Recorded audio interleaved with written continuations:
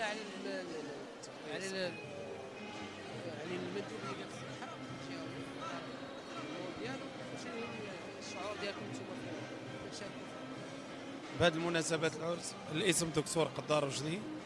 نبدا. دكتور قدار رشدي المدير جهوي الصحه في جهه العيون الساقيه الحمراء ومندوب الاقليمي على اقليم العيون. كيف تتعرفوا هذا العرس الافريقي اللي تيتنظم في هذه المدينه العزيزه علينا، اللي هو تيضم فرق افريقيه اللي غتبارى ان شاء الله على الكاس السوبر كوب، الكاس الممتازه، وكذلك البطوله للفرق الفائزه بالكاس. كجميع القطاعات انخرطت المندوبيه الاقليميه للصحه او بالاحرى المديريه الجهويه للصحه بجميع ما أوتيت من مجهود للتغطية الصحية لهذه المبادرة أو لهذا العرس الإفريقي.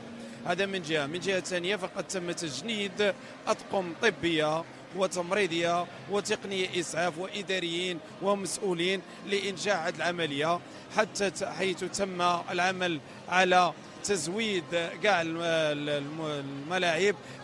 الملاعب اللي غتضم هذه المقابلات الافريقيه باطقم طبيه وشبه طبيه وكذلك تقنيه اسعاف، اضافه الى سيارات اسعاف من الطراز العالي بما تسمى السيارات اسعاف وعلى مستوى المستشفى مولاي الحسن بن المهدي فقد تم خلق واحد النواه تسمى او سيرفيس او مصلحه اللي خاصه بالاستقبال ديال هاد اللاعبين او لا ديليغاسيون، يعني الوفود ديالهم في حاله الاصابه الله لا قدر الله باحد الاصابات. وتم تجهيز ديال هذه المصلحه باحد التجهيزات بما فيها ليكوغرافي او الفحص بالصدى، الراديو موبيل او الراديو المتنقل، اضافه الى اسره انعاش زائده.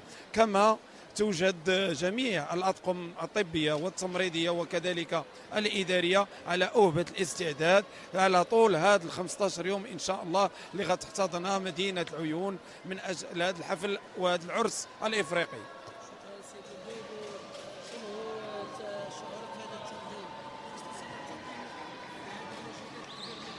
ما يمكن لي إلا أن أشكر الجميع الذين شاركوا لا من قريب ولا من بعيد في إنجاح هذا العرس الإفريقي خاصة بمدينة العيون. وكذلك أريد أن أهنئ جميع المنظمين والقائمين على هذا العرس، وخاصة هذا الافتتاح الرائع الذي تم واللي أنا شخصيا انبهرت به، وفرحني أن مدينة العيون أصبحت مدينة حاضرة الرياضة بالأقاليم الجنوبية وحتى بالمملكة المغربية.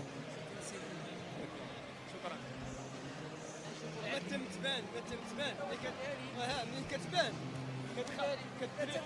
لا كتدخل فمو كيدخل وجهك كيدير الفلو كيولي وجهك انت نقي وجهك انت نقي وجهك